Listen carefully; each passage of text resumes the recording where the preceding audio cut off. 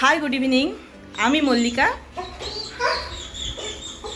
আজকে 28শে এপ্রিল, এখন বিকেল 4টে বাজে। বিকেল 4টের সময় তোমাদের সবাইকে আমার চ্যানেলে অনেক অনেক সুস্বাগতম জানিয়ে আজকের ভিডিও শুরু হচ্ছে। বাকি কথা পরে বলছি, আগে দেখো।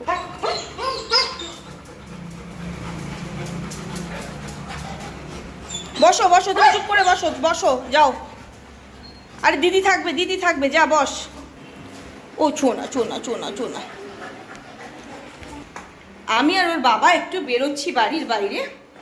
আমরা অপরাধ কি করেছি না, আমরা গাড়িটা নিয়ে বেরোচ্ছি, সেই জন্য কেটের এই অবস্থা।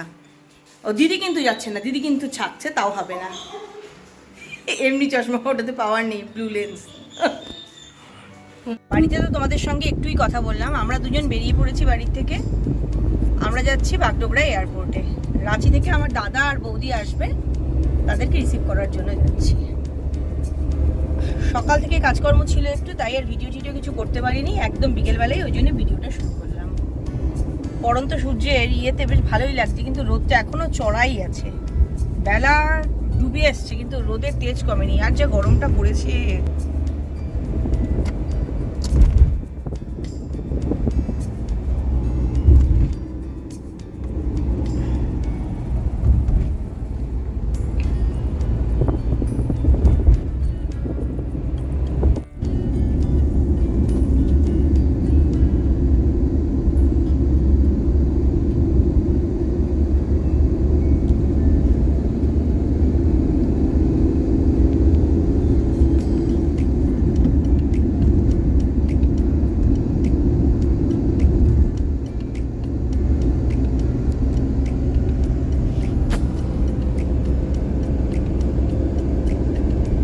এখানে বেশ ভালো, বাড়ি থেকে একটু এদিক ওদিক বেরোলেই একদম চা বাগানের শোভা।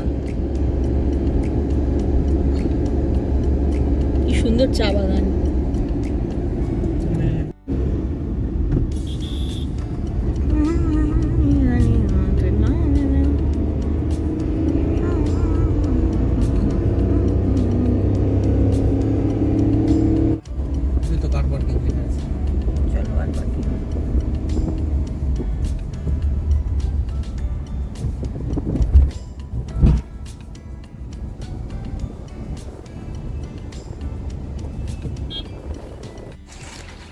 মনে হচ্ছে সাপ যাচ্ছে।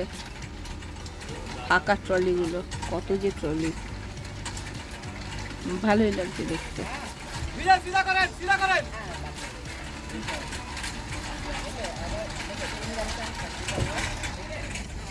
আমরা একটু তাড়াতাড়ি পৌঁছে গেছি এয়ারপোর্টে।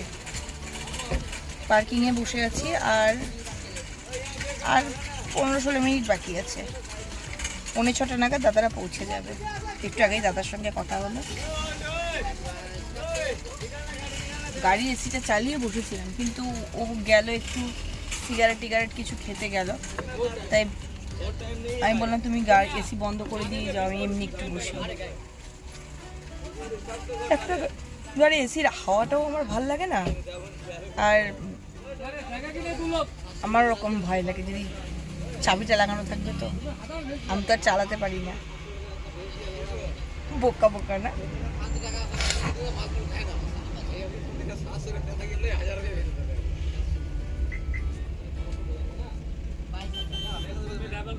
দাদারের ফ্লাইট সম্ভবত এসে গেছে। আমরা তো পার্কিংয়ে বসেছিলাম, একটা ফ্লাইট নামলো, কোথাকার জানি না। আমি তাই তাড়াতাড়ি করে ওদিকটায় যাচ্ছি, দেখি দাদারা এলো কিনা। না, এত সুন্দর সাজানো ছিল না। সুন্দর করেছে।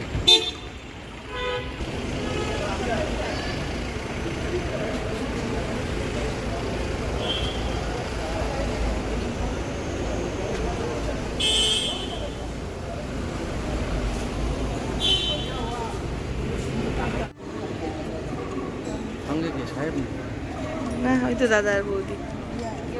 ওই যে আমার দাদা আর বৌদি আসছে।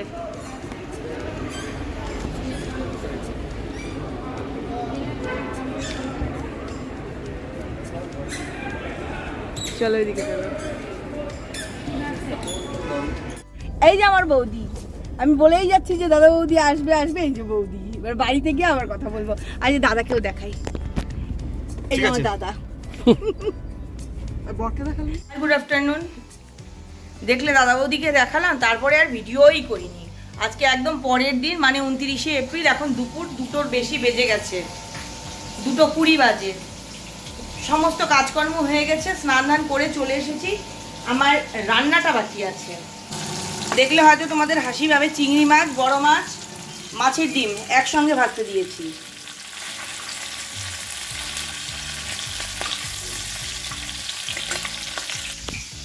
একটু মাছের ঝোল করব। আর দাদা বৌদিরা আজকে গেছে জলপাইগুড়ি, ওখানেও আমাদের অনেক আত্মীয় স্বজন আছে, একটু ওখানে ঘুরতে গেছে। বৌদি এই প্রথম এসছে শিলিগুড়ি, তো ওরা একটু ওখানে দেখা করে হয়তো আজকে সন্ধ্যেতেই ফিরে আসবে, নাহলে কালকে একদম সকাল সকাল ফিরে চলে আসবে। তো বারবার করে বলে দিয়েছি ওখানে থাকতে হবে না, ফিরে চলে আসবে। এলে তখন আবার দাদা বৌদিকে দেখাবো তোমাদেরকে। কালকে দেখা হওয়ার পর এত এক্সাইটেড হয়ে গেছি, এত গল্প, মানে বৌদির সঙ্গে আমার দেখা হয়েছিল লাস্ট 2016 পুজোর সময়। আমরা গেছিলাম রাঁচিতে বৌদিদের বাড়ি। তখন কোনো মানুষের সঙ্গে সম্পর্কটা এমনই হয়। বৌদির সঙ্গে আমার জীবনে দেখা হলো এই নিয়ে তৃতীয়বার। একবার আমি কলেজে পড়তে গেছিলাম রাঁচি, তখন দ্বিতীয়বার হলো 16 সালের পুজোর সময় গেছিলাম, আর এই হচ্ছে তৃতীয়বার।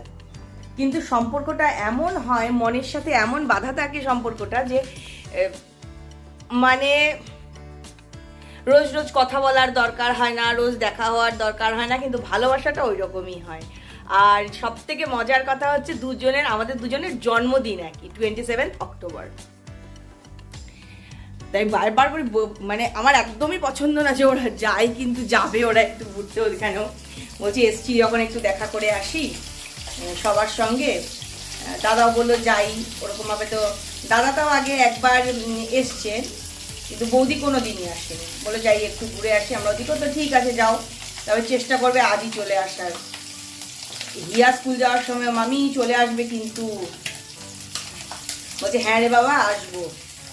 আর কত কিছু যে নিয়ে এসছে ওখান থেকে, মিষ্টি, তারপর ফ্রুট জুসের প্যাকেট, তারপর আমাদের গুরুমা আছেন, গুরুমার জন্মদিন ছিল বৈশাখ মাসের 6 তারিখে। গুরুমার প্রসাদ, বিস্কুট, ওরে বাবারে বাবা কত কিছু।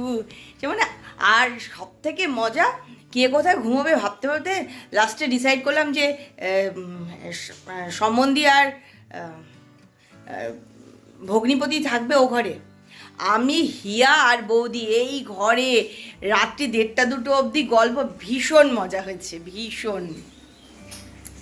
যদিও জানি সকালে উঠতে হবে, বৌদিদের গাড়ি 9টার মধ্যে চলে আসবে, আর হিয়ার স্কুল আছে সবই, কিন্তু তবু আমরা সুযোগটা ছাড়িনি। কি আর বলবো, মানে আমি এক্সপ্লেন করতে পারছি না যে আমার কতটা মজা লাগছে, কতটা ভালো লাগছে। এবার ঝোলটা একটু বানিয়ে নিয়ে আবার কথা বলছি। আমরা একটু মার্কেটে এসেছি, একটা গ্রোসারি শপ দেখাচ্ছি। এই যে এই গ্রোসারি শপে, এই যে এই দোকানটা, ওই যে বর দাঁড়িয়ে আছে।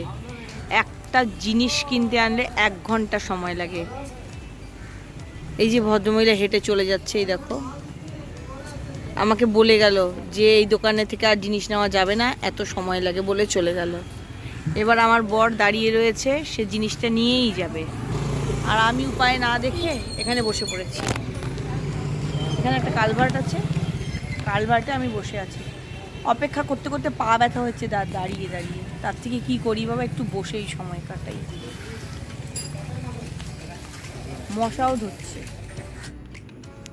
এর আগে আমায় দেখেছো আমি রাস্তায় বসে আছি, গল্প করছি তোমাদের সঙ্গে। ওরে বাবা রে, ওই কটা জিনিস কিনতে যতখানি সময় লেগেছে ওই মুদিখানা দোকানে, তারপর বাড়ি এসে সেলাই করলাম। কালকে সেলাই যতগুলো পারি দিতে হবে ফেরত। তো রাতে রান্না বান্না সব করা হয়ে গেছে। খুব ইচ্ছে ছিল যে রেসিপিটা শেয়ার করি, কিন্তু এত গরম লাগছে, ভাল লাগছে না, ওই জন্য শেয়ার করলাম না। কিন্তু রান্নাটা তো দেখাতে পারি। ছানা পটলের ডালনা, মানে আলু পটলের ডালনা ছানা দিয়ে, পাঁপড় ভাজা, এটা কালকের পনির আলু পোস্ত, গতকালের পনির আলু পোস্ত, আর এই যে ফ্রিজে ছিল ঢেঁকি শাক। আর রান্না করেছি মুসুর ডাল পেঁয়াজ দিয়ে।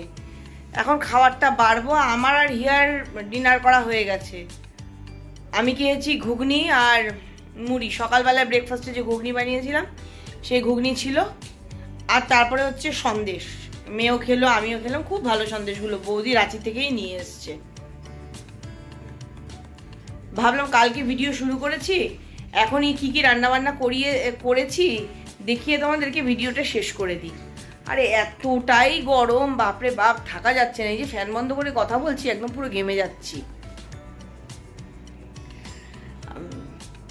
বৌদিরা যে জলপাইগুড়ি গেছে, তো আজকে তো ফেরেনি। বৌদিরা ফিরতে ফিরতে কালকে বিকেল, কালকে একটু ওরা ফরেস্টে ঘুরতে যাবে, ঘুরে টুরে একদম বিকেলবেলা ফিরবে। তখন বৌদিদেরকে দেখাবো। যতটাই এক্সাইটেড হয়ে যাই না কেন, তবুও একটু ভিডিও করব। তাহলে আজকের এই ভিডিওটা এখানেই শেষ করছি। যাওয়ার আগে যে কথাগুলো রোজ বলি আজও বলবো, সবসময় খুশি থাকতে হবে, সবসময় হাসতে হবে, সবসময় পজিটিভ থাকতে হবে। Bye, good night.